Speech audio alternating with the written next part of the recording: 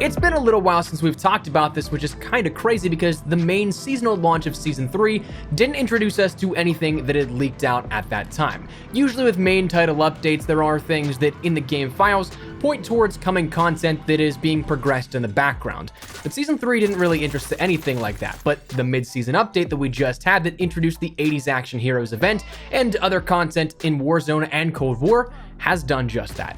So today we're going to break down everything that we know about that's leaked out so far and what we can look forward to in the future here. So as we go along, let me know your thoughts down below. Are you guys looking forward to anything in particular? If you could add one thing to either Warzone or Cold War, what would it be and why? If you enjoyed the video, make sure to drop a like down below. And of course, if you're new to the channel, make sure you guys subscribe so you don't miss a single thing regarding all of this. If you guys want to join us on the road to 500,000 subscribers, I'd love to have you in the community.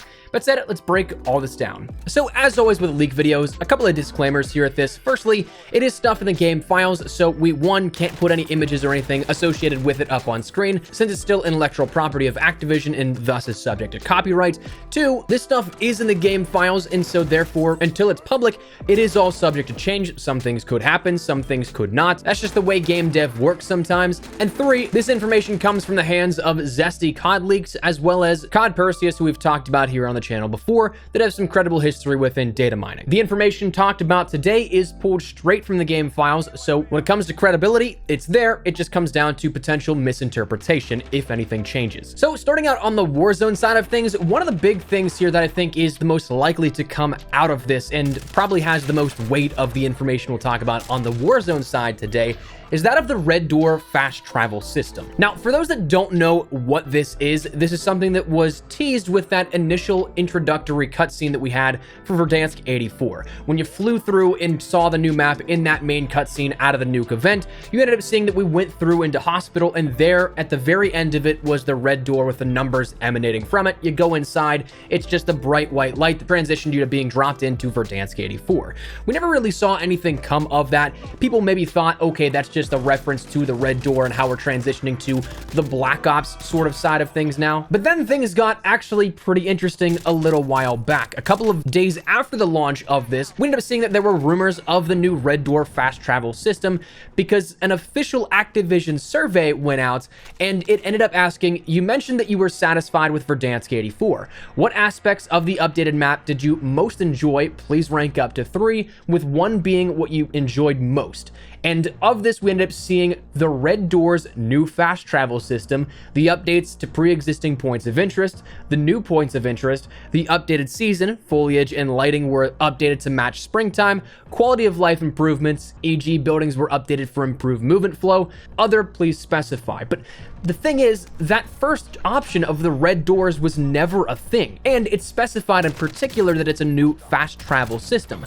Likely, if you were to ask me, something like the subway stations that we had in Season 6, and then up until, I think it was, Season 2 it was removed. But nothing really ever came of this until this update, in which COD Perseus and Zesty COD leaks ended up getting information from the game files that look to be something that says this is coming relatively soon. Of this, we learn of many different locations that these could be popping up at, and most of which having some ambiguous markers for where they will be. Things like shack, office, warehouse, farm, suburb 11. Those places don't really dictate with pinpoint precision locations that we know of right now because there are so many of them.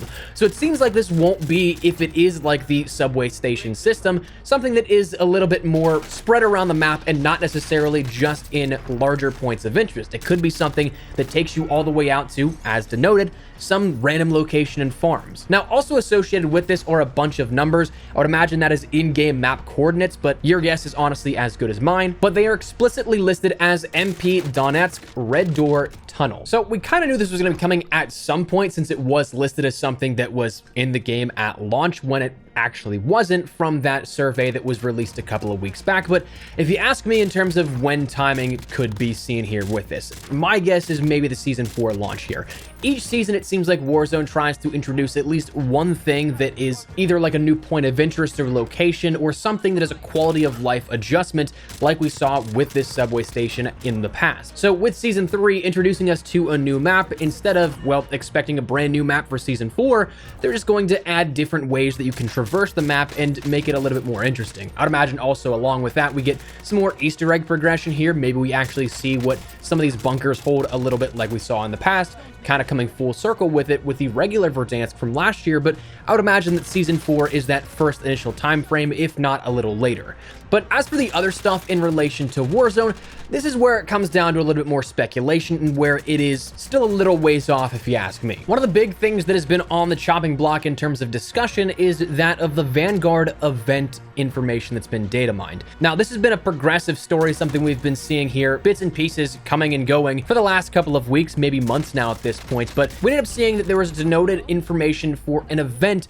A lot of people thinking it's the Vanguard reveal event, like how we saw the Black Ops Cold War event happen to reveal that game with the Know Your History event. There's now strings of code that explicitly denote an intro and an exfil with videos associated with them. Now, these are encrypted for one, and two, likely don't have the necessary files to end up playing these, so you're not going to see this break for some time. But what's also interesting is that they seemingly removed some assets previously in the game files relating to this.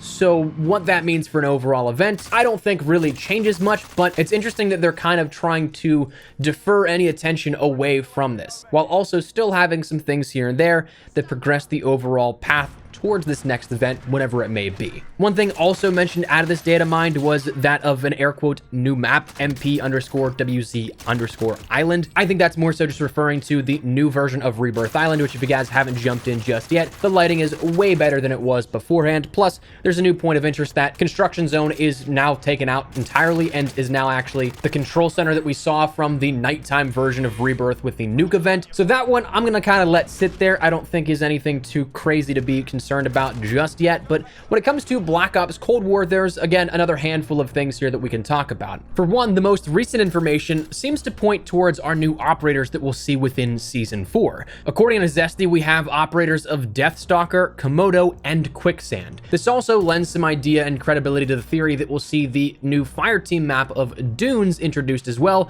seeming that these all relate to a desert theme with it, so that might be something coming within Season 4 as well, but those three operators were added into the files here. Now, in terms of Cold War content, that was really all that was pulled from this update on that side of things so far, but I mean, that's on top of stuff that we already are expecting for Season 4 here coming along with that. We've heard that there's an AR and an LMG coming for Season 4 as the two main weapons here in the Battle Pass. We've heard that Echelon is going to be coming as a map, and it seems like that finally seems to be on the cusp of releasing, but that map has been in the game files for as long as anybody can remember. It was actually in development with the map of Apocalypse, which was Season 2, so that was something that's been in the files for ages now at this point. Summit looks to have some leaked images associated with it, and that's on top of confirmed information already, like the fact that there is a new Zombies map coming within Season 4 as well, which is rumored to be, or leaked to be, a Berlin located map, so that's something you can add to the list as well. So there's quite a bit of stuff here that we do know about for future content, and